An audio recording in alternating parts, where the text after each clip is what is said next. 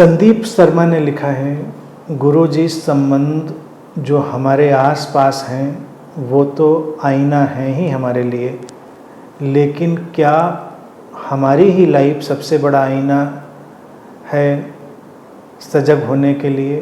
कुछ कहें, क्योंकि अक्सर जब हम पीछे देखते हैं लाइफ में तो ऐसा लगता है कि सब कुछ अपने आप से ही तो घट रहा है। कुछ कहें।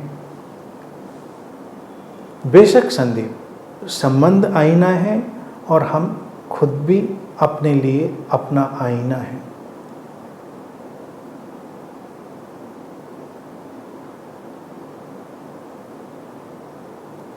जीवन में हम जो कुछ महसूस कर रहे हैं वो हमारी आंतरिक अवस्था के कारण ही तो है। हमारे सुख दुख, शांति पीड़ा, ठहराव बिखराव, प्रवाह, जो कुछ भी है जीवन में वो हमारी आंतरिक अवस्था के कारण ही तो है। तो वो जो हमारा अंतर अनुभव है हमारे लिए वही आईना है। हमने क्या महसूस किया, हमने परिस्थितियों में, उतार चढ़ावों में जो कुछ भी हम देख रहे हैं उसमें क्या अनुभव कर रहे हैं वो हमारे लिए आईना। हमारे अंदर कुछ ऐसा है अनसुलझा या सुलझा जो हमको दिखाता है। हम कितना आक्रामक होते हैं, कितना प्रतिक्रियात्मक होते हैं, कितने शांत होते हैं, वो सब चीज़ें। संबंध तो एडिशनल बेनिफिट है, अतिरिक्त लाभ है संबंधों का, कि जो इधर न दिख पाए अपने साथ उस संबंधों में फिर देखने को मिल जाता है।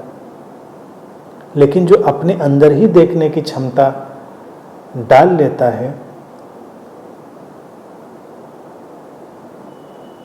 उसके संबंध अपने आप ही परिमार्जित हो जाते हैं, अपने आप ही रिफाइंड हो जाते हैं। जो अपने जीवन को ही आईना नहीं बना पाता उसको फिर बाहर आईने में देखकर माथापच्ची करनी पड़ती है। और जो लिखा है कि जब पीछे लौट के देखते हैं तो लगता है कि सब कुछ अपने आप से ही तो घट रहा है। ये सबसे बड़ा प्रतिबिंबन है जीवन के आईने में। ये सबसे बड़ा रिफ्लेक्शन है जब हमको ये दिख जाए कि सब कुछ अपने आप से ही घट रहा था। ये रिफ्लेक्शन की, प्रतिबिंब की शुद्धता है संदीप। अगर किसी को ये दिखता है जीवन के घटनाक्रम में कि सब मैंने किया, सब मैंने नहीं किया, मैंने ऐसा किया होता तो वैसा किया होता, मैंने ऐसा नहीं किया होता तो वैसा होता, और फला ने ये किया, मतलब कोई जो इस भाव से ग्रस्त है वो भी प्रतिबिंब देख रहा है, लेकिन उसका प्रतिबिंब अभी प्रदूषित है, कंटेमिनेटेड है। उसमें जो कर्तापन है वो बहुत ज़्यादा शामिल है।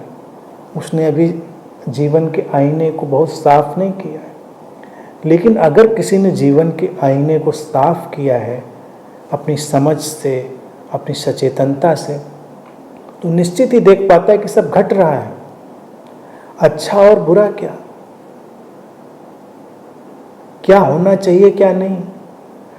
हमको तो परेशानी ये होती है ना कि ऐसा क्यों हुआ, वैसा क्यों नहीं हुआ। जो होना था वही हुआ। ये स्वीकार आते आते बहुत देर लगती है। जब किसी को ये स्वीकार आ जाता है तो वही परम बोध की घटना होती है। जैसे किसी को ज्ञान का थोड़ा सा स्वाद मिले और वो गुरुगिरी के झमेले में भी पड़ जाए, महत्वाकांक्षा हो उसकी, तो वैसे लोगों को ये लगता है दुनिया बदल डालनी है, मुझको ये कर देना है, मुझको ज्ञान बांट देना है, मुझे अज्ञान का अंधेरा मिटा देना है।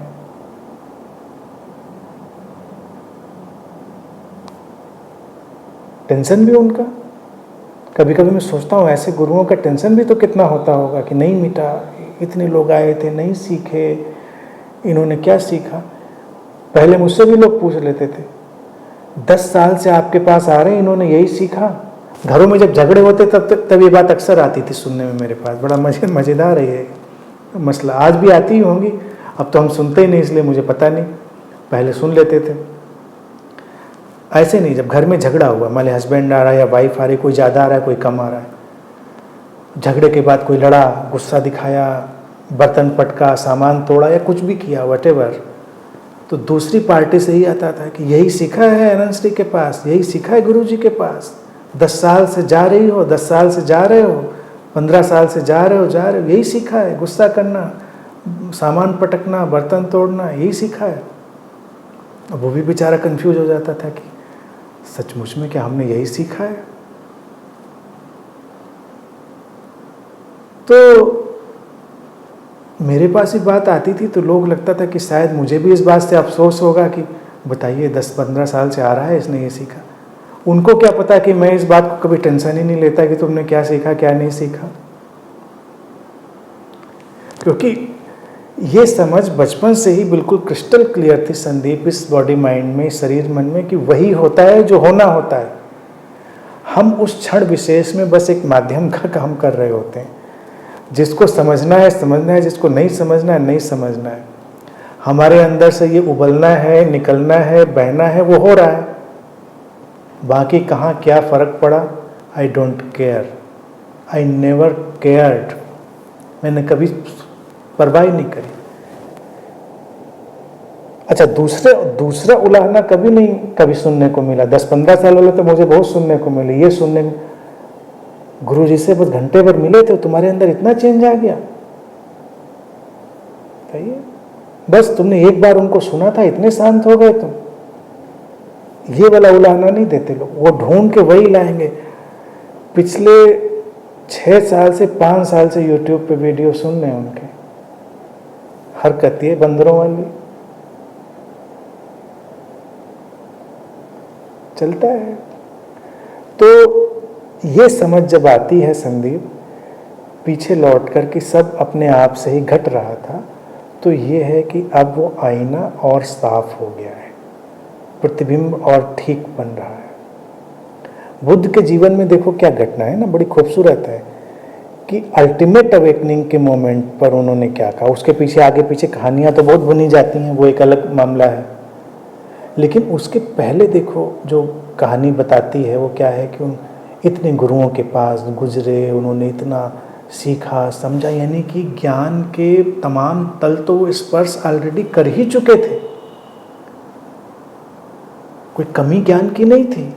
लेकिन अल्टीमेट अवेकनिंग में क्या आया, कितनी छोटी सी बात और कितनी महत्वपूर्ण।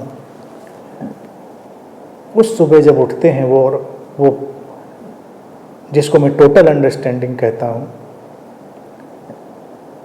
अल्टीमेट अवेकनिंग या भगवान बुद्ध जिसे बोध कहते हैं, उनको बस रियलाइज होता है कि किस लफड़े में मुझे को पढ़ना है, काम खत्म, अब क्या बोलना बालना। जिसको समझना है समझेगा ही, जिसको नहीं समझना है वो नहीं ही समझेगा, झंझट खत्म। इतनी छोटी सी बात उनको इतनी मशक्कत के बाद समझ में आई। पहले नहीं आ रही होगी, पहले उनको लगता होगा कुछ पा लें फिर पूरी दुनिया को बदलेंगे, पूरी दुनिया का दुख जो है हम दूर कर डालेंगे। पहले ये कीड़ा उनको, ये बग, ये वायरस उनको पकड़ा हुआ होगा, इसीलिए उन्होंने उसको अल्टीमेट अवेकनिंग का नाम दिया। तो उस समय उनको ये पकड़ा अल्टीमेट अवेकनिंग में। सुबह जागे, आँख खोली उन्होंने, भाई ये बोलने से कोई फ़ायदा होने वाला नहीं, जिसको समझना है वो मेरे बिना बोले ही समझ लेगा, और जिसको नहीं समझना वो मेरे बोलने के बावजूद भी नहीं समझेगा। अब इस पर ही जो कहानी है वो बुनी जाती है बुद्ध के चारों तरफ, कि फिर इस बात को सुनकर देवता विचलित हो गए, फिर देवताओं ने मीटिंग करी, फिर देवताओं ने आकर बुद्ध को तर्क दिया, फिर बुद्ध ने उसको स्वीकार किया, फिर बोलना शुरू किया। कोई देवता ऐसा मीटिंग नहीं करते हैं। मुद्दा ये है कि ये अवेकनिंग उनको फर्स्ट हैंड आई बुद्ध को। फिर वो थोड़ी देर और बैठकर टहले वहले होंगे, नहाया वया होगा, अगर चाय वाय पीते होंगे उस समय तो चाय वाय पी होगी, फिर बैठे होंगे, फिर सोचा होगा कि ये बात तो सही है कि जिसको समझना है समझेगा, जिसको नहीं समझना है नहीं समझेगा, हम बोलेंगे तब भी नहीं समझेगा, हम नहीं बोलेंगे तब भी समझेगा। फिर उनको एकदम से क्लिक किया होगा, लेकिन बीच में थ्रेशोल्ड पर, वो तो इंटेलिजेंट पर्सन थे, बहुत ही तार्किक और प्रज्ञावान व्यक्ति, तो ये तर्क फिर उनके अंदर आया होगा। लेकिन फिर थ्रेशोल्ड पर भी तो ऐसे कुछ लोग हो सकते हैं जो बिल्कुल बीच में कहीं पर हों, जिनको शायद कुछ बोल दिया जाए तो वो जाग जाए, उनको अवेकनिंग आ जाए। मैंने कहा ये तो हो सकता है, तो ठीक है चलो फिर बोलते हैं भाई, इन लोगों के लिए बोलते हैं। बोलना लगे। कहानी कहती कि देवताओं के समझाने से समझ गए, फिर बोले वो उस थ्रेशोल्ड पर खड़े लोगों के लिए जो शायद उनको सुन ले तो कुछ हो जाए, वहाँ पर हैं। बाकी तो वही वाला है, वो गलतफहमी उनकी कभी ऐसा थोड़े ये दूर हो गई होगी, हमेशा उनको पता होगा ये चीज़। और मैं अपने को फॉर्चुनेट समझता हूँ, मुझे चीज़ बचपन से स्पष्ट थी।